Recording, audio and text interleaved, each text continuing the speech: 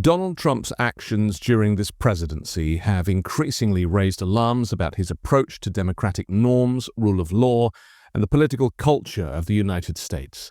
His behavior demonstrates a dangerous consolidation of power, a willingness to target enemies using state mechanisms, and a disturbing alignment with authoritarian regimes. In other words, the dictatorship is underway. As the United States approaches a crucial moment in its democratic experiment, this Saturday's nationwide No Kings protest serves as a powerful demonstration of public resistance against Donald Trump's authoritarianism. President Trump declared Antifa a domestic terror group. Radicals associated with the domestic terror group Antifa that you've heard a lot about lately, and I've heard a lot about them for 10 years. And other far-left extremists have been carrying out a campaign of violence against ICE agents and other officials charged with enforcing federal law. One of the most troubling aspects of Trump's conduct has been his use of the justice system as a political weapon. This has been made explicit through actions such as the Justice Department's indictment of former National Security Advisor John Bolton. Bolton, once a staunch ally, became a vocal critic of Trump and is now being charged with mishandling classified information based on diary entries written during his time in office. The timing and intensity of his indictment raises serious questions about selective enforcement. At the same time, Trump has continued to file dubious lawsuits against media outlets and journalists, exemplifies his desire to silence dissent and punish those who challenge his narrative.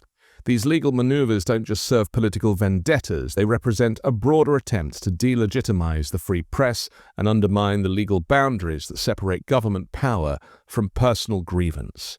Trump's ambitions extend beyond political rivals to encompass an all-out assault on civil society, particularly progressive organizations. His rhetoric and policy directives have increasingly targeted left-leaning philanthropists and non-profits, most notably George Soros and the Open Society Foundations. Soros's organizations support a wide range of democratic and social justice initiatives, from voting rights to higher education. Yet Trump has framed Soros as the puppet master behind what he calls radical left chaos, directing federal agencies to investigate and potentially prosecute these groups under the guise of national security. Trump's regime has explored the use of counterterrorism powers to pursue non-profits and advocacy groups it deems dangerous. Proposed legislation like the Stop Funders Act, introduced by Republican allies, would criminalize financial support for organizations that the administration brands as riot-supporting or extremist. Coupled with Trump's branding of Antifa, anti-fascists, as a terrorist organization, despite it being a decentralized movement with no official membership or leader, these moves aim to equate peaceful dissent with terrorism. This conflation of dissent with criminal behavior is intended to intimidate and suppress legitimate protest.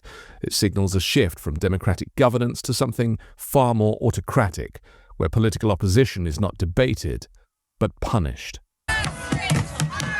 As local communities across the nation prepare for a second wave of mass demonstrations this weekend, known as No Kings Day 2, organizers are expecting millions to take to the streets. In the meantime, questions are growing about the movement's true motivations and funding. Mr. Secretary, in an exclusive interview with Spotlight on Maryland, U.S. Transportation Secretary Sean Duffy warned that this weekend's protests could turn volatile if radical elements like Antifa get involved. This weekend, there will be the No Kings protest that will be sparking up here locally in Maryland, as well as the rest of the country.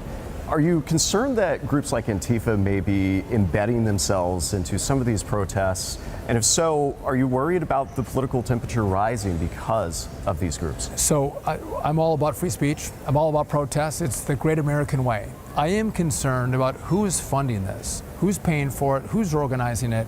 I am concerned about Antifa infiltrating and participating in the protests. In a democracy, you debate, you argue, but you don't pick up sticks and rocks and guns and kill each other.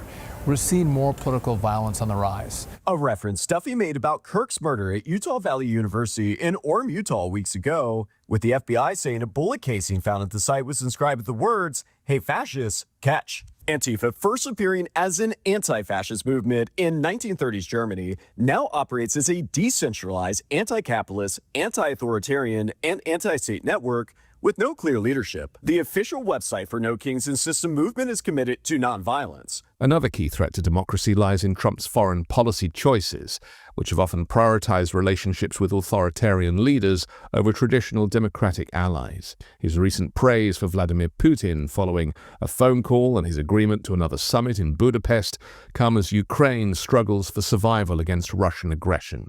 Though Trump has floated the idea of supplying Ukraine with Tomahawk missiles, his equivocation and acknowledgement that Putin didn't like the proposal signals a reluctance to stand firmly against authoritarianism abroad.